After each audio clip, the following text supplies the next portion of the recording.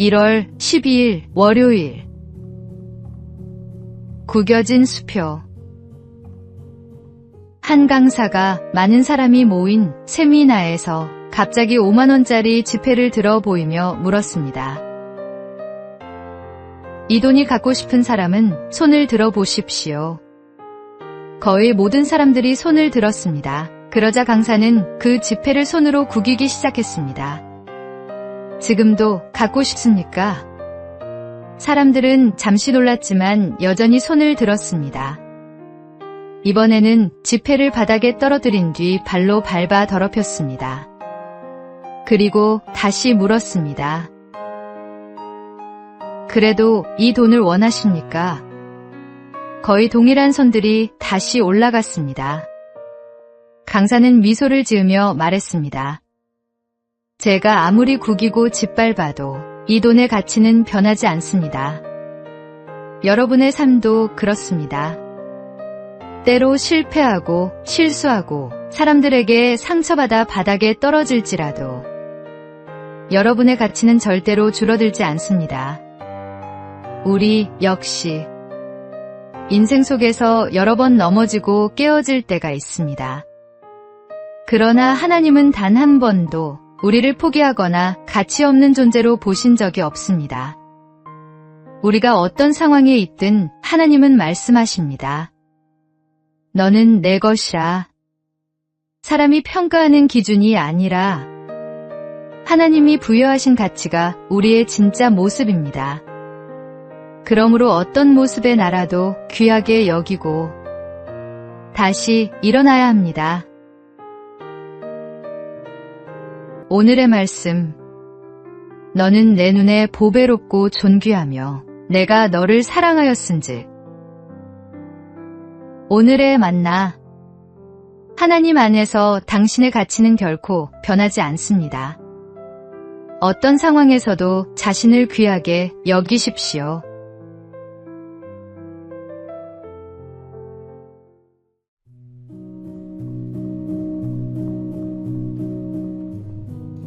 (1월 13일) 화요일. 두 그루의 나무. 한 동산에 두 그루의 나무가 있었습니다. 하나는 키도 크고 가지도 무성했지만 다른 하나는 작고 연약했습니다. 작은 나무는 자신이 자라지 못하는 이유를 큰 나무 탓으로 돌리며 늘 불평했습니다. 나무 때문에 햇빛이 안 들어. 저 나무만 없다면 나도 잘 클 텐데. 어느 날 나무꾼이 동산을 지나가자 작은 나무는 속삭였습니다. 아저씨, 저 옆에 있는 큰 나무를 베어가세요. 정말 좋을 거예요.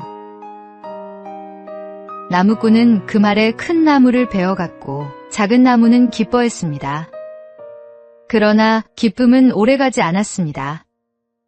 그늘이 되어주고 바람을 막아주던 큰 나무가 사라지자 뜨거운 햇빛과 거센 바람이 그대로 작은 나무를 덮쳤고 곧 그는 쓰러지고 말았습니다. 우리 삶에도 이런 착각이 있습니다. 누군가의 존재가 부담스럽게 느껴질 때가 있지만 알고 보면 그 사람이 우리를 보호하는 바람막이였다는 사실을 나중에서야 깨닫습니다. 예수님은 우리의 연약함을 아시는 분이며 곁에서 지켜주는 든든한 큰 나무와 같은 분입니다. 그분이 계시기에 우리는 쓰러지지 않고 그늘 아래서 다시 힘을 얻습니다. 오늘의 말씀. 여호와가 너를 항상 인도하여 메마른 곳에서도 내 영혼을 만족하게 하며 내 뼈를 견고하게 하리니. 오늘의 만나. 주님께서 우리를 지키시는 방법은 때로 우리가 이해하지 못할 수 있습니다. 그러나 그분은 가장 좋은 방법으로 우리를 보호하십니다.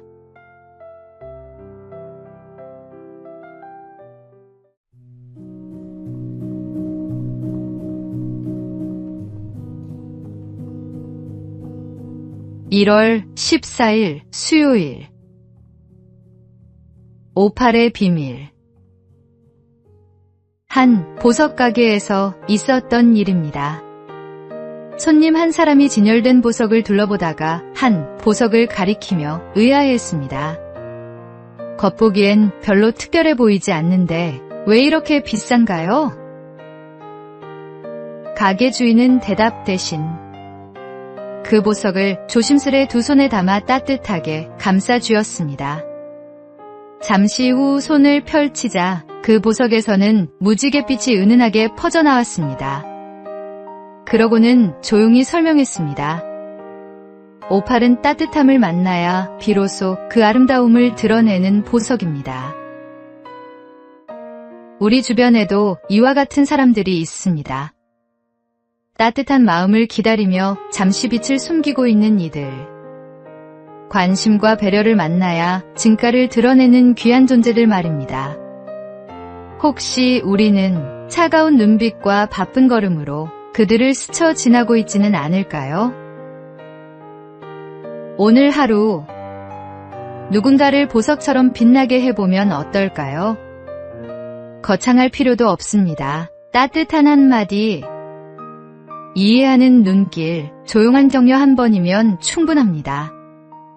우리의 온기가 닿는 순간 그 사람 안에 숨겨진 빛이 놀랍도록 아름답게 드러날 것입니다. 오늘의 말씀, 새 계명을 너희에게 주노니 서로 사랑하라. 내가 너희를 사랑한 것 같이 너희도 서로 사랑하라. 오늘의 만나, 오늘 누군가에게 따뜻한 온기를 전하십시오. 당신의 사랑이 누군가를 빛나게 할 것입니다.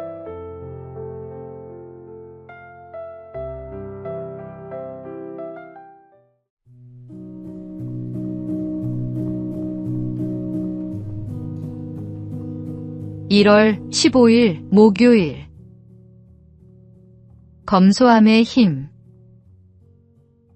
독일 제국의 초대 재상 비스마르크는 철혈재상이라는 강한 이미지를 갖고 있었지만 삶은 놀라울 만큼 검소한 사람이었습니다. 그는 자연을 사랑하여 세계 곳곳에서 나무를 모아 정원에 심었고 하나하나 이름표를 달아 가꾸었습니다. 그가 살던 저택도 호화로운 궁전이 아니라 낡은 병원을 수리한 집이었습니다. 침실에는 나무 침대와 대야, 체조 도구와 저울이 전부였고 권력자에게 어울릴 법한 장식품은 찾아보기 어려웠습니다. 사람은 왜 겉을 화려하게 꾸미는데 마음을 빼앗길까요? 가진 것이 많아질수록 소유가 삶을 지배하기 쉽고 겉모습이 중심을 흔들기도 합니다. 하지만 비스마르크는 검소함을 통해 마음을 지키고 맡은 자리에서 더 큰 일을 감당했습니다. 개인도 검소함 없이 위대해질 수 없고 나라와 공동체도 절제가 없이는 건강해질 수 없습니다. 새해를 맞이하여 우리 역시 외면을 꾸미는 것에 집중하기보다 내면을 가꾸는 길을 선택해야 합니다. 불필요한 것을 줄이면 해야 할 일과 지켜야 할 가치가 분명해집니다. 오늘의 말씀. 그러므로 형제들아, 내가 하나님의 모든 자비하심으로 너희를 권하노니 너희 몸을 하나님이 기뻐하시는 거룩한 산 제물로 드리라. 오늘의 만나. 검소함은 단순히 적게 쓰는 것이 아니라 진정으로 중요한 것에 집중하는 지혜입니다.